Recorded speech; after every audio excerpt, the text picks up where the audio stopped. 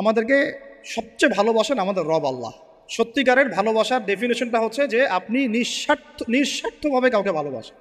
আমাদের আশপাশে যারা আছে, যারা হালাল, ইভেন হালাল, আমার মা, আমার বোন, আমার বাবা, আমার স্ত্রী, আমার ছেলে, আমার মেয়ে, এদেরও যদি কখনো স্বার্থে আঘাত পড়ে, দেখবেন সেও আপনার পাশ থেকে সরে যাচ্ছে। এমন হয়নি কখনো? আপনার বন্ধু, আপনার ব্যবসার পার্টনার, আপনার বস, আপনার কলিগ, ওদের স্বার্থে আঘাত হলে ওরাও সরে যাচ্ছে পাশ থেকে, জিগরি দোষ সরে গেল পাশ থেকে, হয় না এমন? ভালোবাসা দুই প্রকার। বলেন কয় প্রকার? আমার সাথে বলেন, এখানে শেষ করে দিব 10টা মিনিট। ভালোবাসা কয় প্রকার?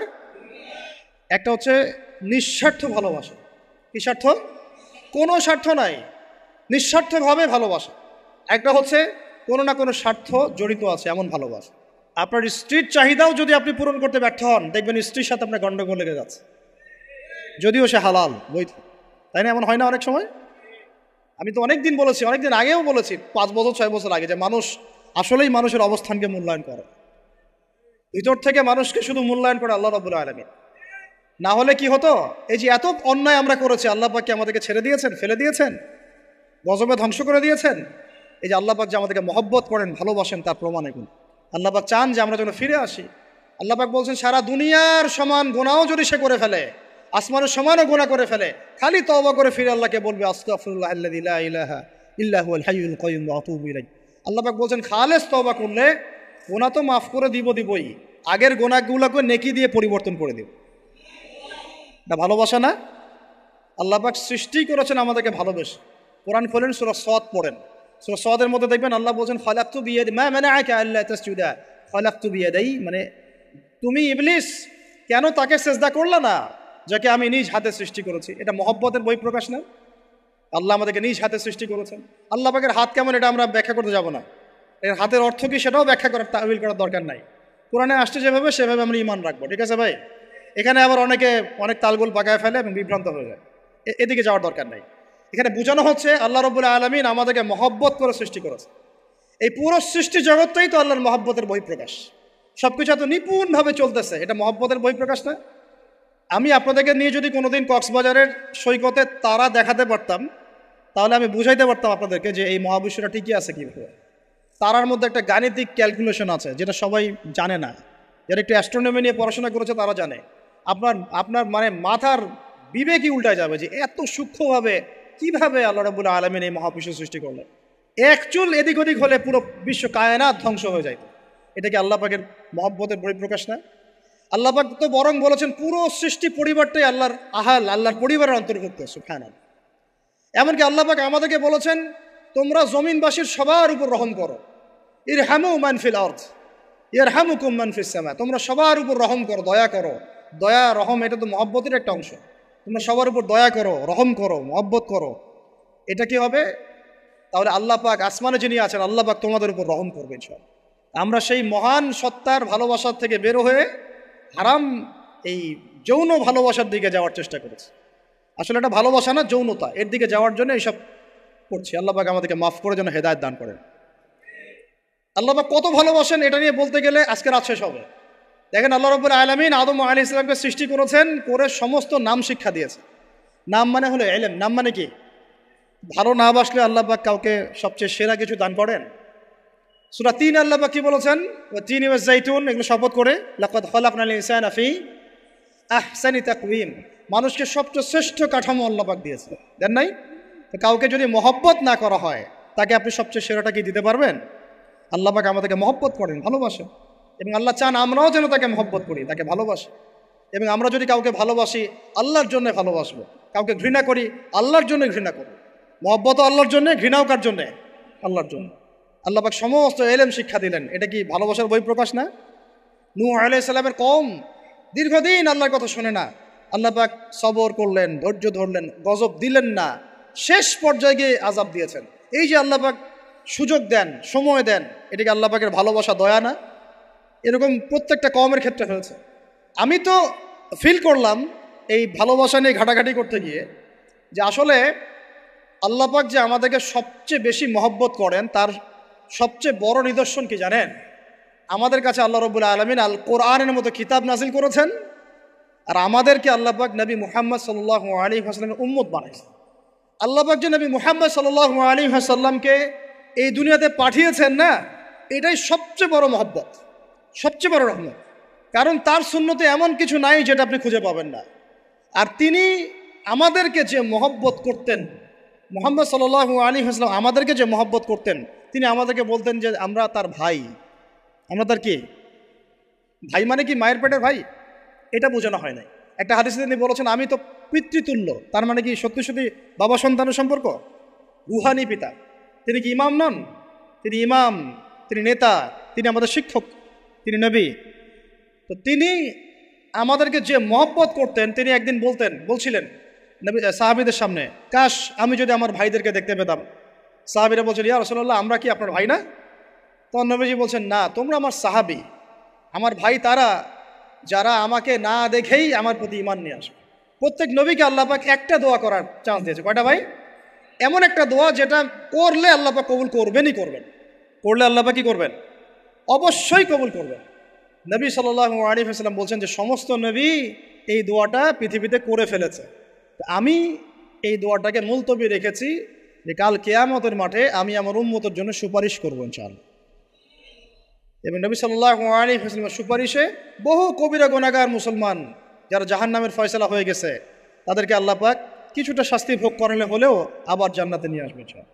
তিনি আমাদেরকে মহব্বত করেন না? করতেন না? চিন্তা করে তাহলে আমরা তার দিনকে কি মহব্বত করলাম, আমরা তার হুকুম হাকামের বিধিবিধান সুন্নতের কি মহব্বত করলাম, চিন্তা করেন। একটা হাদিসে নবীজি স্পষ্ট করে বলছেন এটা আমাদের জন্য একটা কষ্টি পাথর। এটা একটা কি কষ্টি পাথর।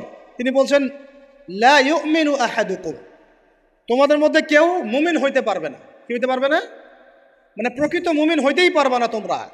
এ আমার উম্মত, তোমাদের মধ্যে কেউ প্রকৃত মুমিন হইতেই পারবে না যতক্ষণ না হাত্তা আকুনা আহাব্বা ইলাইহি মিন ওয়ালিদিহি ওয়ালাদিহি ওয়ান নাসি আজমাইন, যতক্ষণ না আমি মুহাম্মদ সাল্লাল্লাহু আলাইহি ওয়াসাল্লাম তোমাদের কাছে নিজের কি সন্তান, নিজের বাবা মা এবং সমস্ত মানব জাতির থেকে বেশি প্রিয় না হচ্ছে। আর এটা আবার বলি, নবীজি বলছেন কেউ ততক্ষণ পর্যন্ত প্রকৃত মুমিন হতে পারবে না যতক্ষণ না আমি মুহাম্মদ সাল্লাল্লাহু আলাইহি ওয়াসাল্লাম তার কাছে তার সন্তান, তার পিতা, এমনকি সমস্ত মানব জাতি থেকে বেশি প্রিয় না হচ্ছে। আর আমরা যারা আগামীকালকে এইটার প্রিপারেশন নিয়েছি, আসলে কি আমাদের কাছে নবী প্রিয় বেশি না আমাদের দুনিয়ার স্বার্থ বেশি প্রিয়? যারা এগুলো করবে তাদের কাছে কি সত্যিই নবী প্রিয়? তাহলে তারা করতে পারতো না। যদি নবী আমাদের কাছে সবচেয়ে বেশি প্রিয় না হয়, আমরা মুমিন হতে পারছি না। আর যাদের কাছে নবী প্রিয় তারা কখনো এমন হারাম কাজে যেতে পারবে না। যারা যাচ্ছে তারা কখনোই নবীকে ভালোবাসে না, কোশ্চিনকালেও না। শোনেন, উমর রাদিয়াল্লাহু আনহুর নাম শুনেন নাই? বললে অনেক কথা ভাই, অনেক কথা, কোনটা রেখে কোনটা বলে। উমর রাদিয়াল্লাহু আনহু একদিন এসে বলছেন খলিফাতুল মুসলিমিন, মুসলিমদের তিনি খলিফা। জান্নাতের সুসংবাদপ্রাপ্ত 10 জন সাহাবীর একজন। জান্নাতের সার্টিফিকেট পেয়েছেন পৃথিবীতে কয়জন সাহাবী?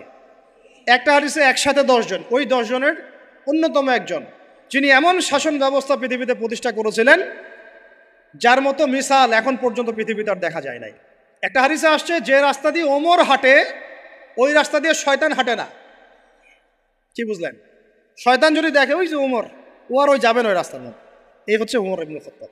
আমার পরে কোনো নবী নাই। নবীজি বলছেন আমার পরে কোনো নবী নাই, লা নবিয়্যা বা'দি, আমার পরে কোনো নবী নাই। যদি হতো তাহলে ওমর হতো, যদি হতো তাহলে ওমর হতো। অন্য একটা হাদিসে আসছে আমার পরে কোনো নবী নাই, তবে তুমি আমার, এটা অন্য সাহাবী সম্পর্কে, আলী ইবনে আবি তালিব সম্পর্কে, তুমি আমার জীবনে তেমন মূসার জীবনে হারুন ছিল যেমন। এটা হচ্ছে আলী ইবনে আবি তালিব। তো এখানে কথা হচ্ছে উমর রাদিয়াল্লাহু আনহুর মতো মানুষ নবীর কাছে এসে বলছেন সাল্লাল্লাহু আলাইহি ওয়াসাল্লাম, ইয়া রাসূলুল্লাহ ওয়াল্লাহি লা উহিব্বুক, আল্লাহর কসম করে বলছি আমি আপনাকে অনেক মহব্বত করি, ইল্লা মিন নাফসি, আমার নফসের চেয়ে বেশি না। মানে আমি আমার জানের চাইতে আপনাকে বেশি মহব্বত করি না। কথা কি বুঝতে পারতেন কি? মানে আমি আপনাকে অনেক মহব্বত করি ইয়া রাসূলুল্লাহ, সব কিছু থেকে বেশি মহব্বত করি, কিন্তু আমার নিজের জানের চেয়ে বেশি না। নবী সাল্লাল্লাহু আলাইহি ওয়াসাল্লাম বলছেন লা ইয়া ওমর, এখনো মুমিন হওনি ওমর। কাকে বলছেন? কাকে বলছেন? জান্নাতের সার্টিফিকেট প্রাপ্ত একজন মানুষকে। লা ইয়া ওমর, এখনো হওনি। তখন নবী সাল্লাল্লাহু আলাইহি ওয়াসাল্লামকে তিনি একটু পরে আবার বলছেন, ইয়া রাসূলুল্লাহ ওয়াল্লাহি আলান, এখন লা হাব্বা ইলাইয়া মিন কুল্লি শাই হাত্তা মিন নাফসি, এখন থেকে আপনি আমার কাছে সবচেয়ে বেশি প্রিয় সব কিছু থেকে, এমনকি আমার নফসের থেকেও বেশি প্রিয়।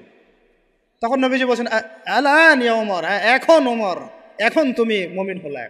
তাহলে যারা আমরা নবীর সুন্নতের খেলাফ এইসব অপসংস্কৃতি, নোংরামি, জেনা, ব্যভিচার, কনসার্ট, নাটক, সিনেমা, পরকিয়া, এইসব তথাকথিত ভালোবাসা দিবস, এই জেনা দিবসগুলো পালন করছি, আমরা কি আসলেই নবীকে ভালোবাসি?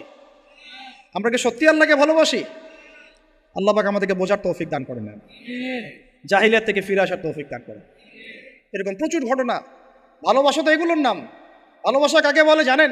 সাহাবীরা বাসায় যেতেন, আবার দৌড় দিয়ে আসতেন নবী সাল্লাল্লাহু আলাইহি ওয়াসাল্লামের চেহারাটা একটু দেখার জন্য। এটা নাম ভালোবাসা। আপনারা যদি উমরা করতে যান, হজ করতে যান, দেখবেন বারবার আপনার নবীর রওজায় গিয়ে সালাম দিতে মন চাইবে, যে আরেকবার দেখা করে আসি, আরেকটু দেখা করে আসি, আরেকবার সালাম দিয়ে আসি। ভালোবাসা কোনো স্বার্থ আছে এখানে? নবী সাল্লাল্লাহু আলাইহি ওয়াসাল্লাম কি আমাদের কাছে কোনো স্বার্থ দাবি করেছেন? আল্লাহ করেছেন। এগুলো ভালোবাসা। এই ভালোবাসা হলো প্রকৃত ভালোবাসা। আর এগুলো যেটা চলছে এটা হচ্ছে যৌনতা। এগুলো কি চলছে? যৌনতা। ভালোবাসার নাম দিয়েছে এখন যৌনতা। এগুলো ভালোবাসা না, এগুলো পাশবিকতা, প্রবৃত্তির দাসত্ব। প্রবৃত্তি মানে মন যা চায় তাই করতে যাচ্ছে। আপনার মন চাইছে একটা মেয়ের সাথে রাত কাটাবেন, এটাকে আপনি ভালোবাসা নাম দিলেন, কিন্তু এটা হচ্ছে ভালোবাসা না, এটা কি প্রবৃত্তি, পশুত্ব, দাসত্ব, পশুত্বের দাসত্ব করছে। আল্লাহ পাক আমাদেরকে কথাগুলো বোঝার তৌফিক দান করুন। এরকম সাহাবীরা কত ত্যাগ করেছেন। তালহা রাদিয়াল্লাহু আনহুর নাম শোনেন না অনেকেই। নবী সাল্লাল্লাহু আলাইহি ওয়াসাল্লাম উহুদ যুদ্ধের দিন সংকটময় একটা অবস্থায় ছিলেন। তালহা রাদিয়াল্লাহু আনহু একা নবী সাল্লাল্লাহু আলাইহি ওয়াসাল্লামকে ঢাল হিসেবে পিঠ পেতে দিয়ে আসেন, উনার দিকে কোনো তীর যেন আসতে না পারে। শেষে দেখা গেল তার গায়ের মধ্যে 40 থেকে 50টা তরোয়ারের আঘাত আছে, তীরের খোঁচা আছে, বর্ষার খোঁচা আছে। এই অবস্থায় তিনি নবীকে কাঁধের মধ্যে নিয়ে উহুদ পাহাড়ে উঠেছেন নবীকে সেভ করার জন্য। ভালোবাসা। এটা কি? কোন স্বার্থে? কিসের স্বার্থে? দুনিয়ার স্বার্থে? জান্নাতের স্বার্থে। একজন সাহাবী বাড়ি নির্মাণ করেছেন, তো নবী সাল্লাল্লাহু আলাইহি ওয়াসাল্লাম দেখে একটু খালি মানে হয় না, তুমি কে, কার বাড়ি এটা? বললেন আচ্ছা অমুক সাহাবীর বাড়ি।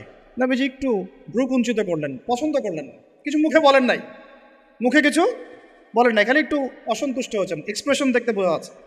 তখন ওই সাহাবীকে জানানো হলো, তোমার বাসার সামন দিয়ে তো আল্লাহর নবী সেদিন হেঁটে গেলেন, তারপরে আমার বাসা দেখে, তোমার বাসা দেখে আল্লাহ নবী সাল্লাল্লাহু আলাইহি ওয়াসাল্লাম একটু অসন্তুষ্টি প্রকাশ করেছিলেন, মুখে কিছু বলেন নাই, এক্সপ্রেশন ছিল একটু অসন্তুষ্টিমূলক।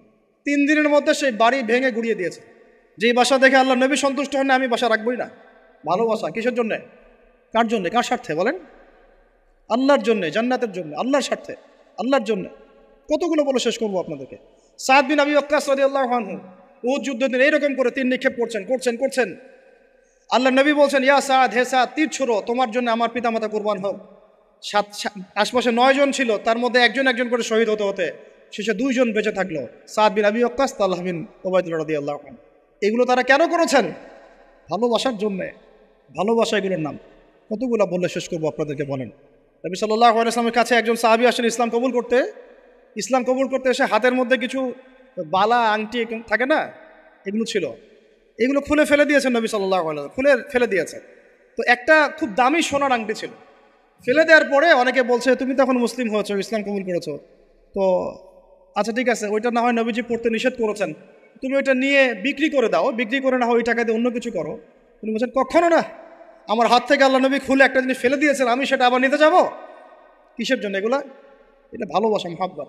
আল্লাহ পাক এটাই কোরআনে বলছেন, হে নবী আপনি বলে দিন, ইন কুনতুম তুহিব্বুন আল্লাহ, তোমরা যদি আল্লাহকে মহব্বত করেই থাকো, আল্লাহকে সত্যিকার অর্থে ভালোবেসেই থাকো, ভালোবাসার দাবি করেই থাকো, ফাত্তাবিউনি, তাহলে নবীর আনুগত্য করো, ইউহিব্বুকুমুল্লাহ, তখন আল্লাহ তোমাদেরকে ভালোবাসবে, ওয়া ইয়াগফির লাকুম যুনুবাকুম, তোমাদের সব গুনাহ আল্লাহ মাফ করে দিবেন, আল্লাহু গফুরুর রহিম। এই হলো ভালোবাসা। ভালোবাসা মানে কি? ভালোবাসা মানে হচ্ছে আস-সামউ ওয়াত তাআ, আমি নবী আল্লাহ এবং তার রাসূলের কথা শুনবো এবং আনুগত্য করব, শুনবো, এবং এর নাম ভালোবাসা। শুনবো, আনুগত্য করবো। তাহলে আমরা কি শুনবো, কি আনুগত্য করবো? আমাদেরকে প্রথমে কোরআন পড়তে হবে, কোরআনের অনুবাদ জানতে হবে, কোরআন অনুযায়ী জীবন করতে হবে, 5 ওয়াক্ত নামাজ পড়বো ইনশাল্লাহ, হালাল খাবো, যাকাত দিব, রমজানের সওম রাখবো, নবীর সুন্নাহ অনুযায়ী জীবনযাপন করব, এবং সুন্নাহ বিরোধী, কোরআন বিরোধী, ইসলাম বিরোধী কোনো কাজে আমি লিপ্ত হব না। এই তো ভালোবাসা। এই ভালোবাসা যদি বহিঃপ্রকাশ ঘটাতে আমরা ব্যর্থ হই, নিজেও ধ্বংস হব, পরিবারও ধ্বংস হবে, আমাদের পরের প্রজন্ম ধ্বংস হবে, সমাজও ধ্বংস হয়ে যাবে।